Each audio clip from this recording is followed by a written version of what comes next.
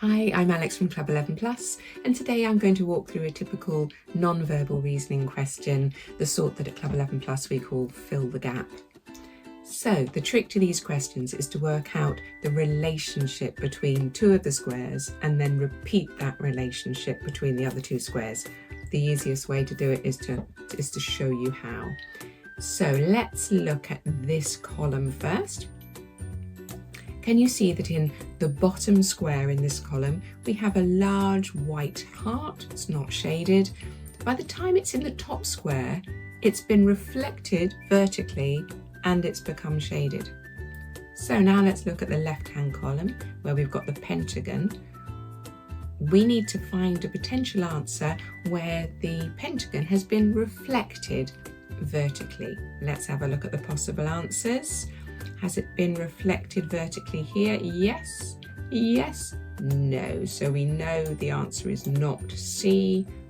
D and E, yes, it could potentially still be those.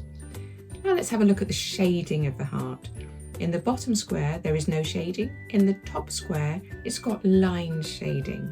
Let's have a look at the possible answers at the pentagons. Here there's line shading, and here, but not here. Here there's no shading at all, so it's not E. We're doing well. Right, let's have a look at the heart again.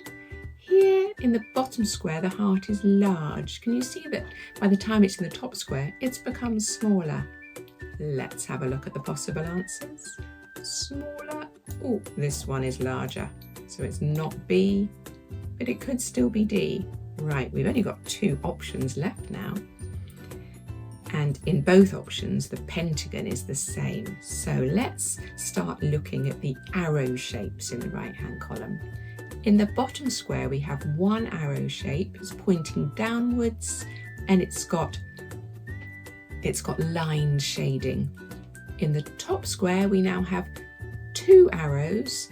They're pointing sideways and they've got solid shading. Let's have a look at our possible answers.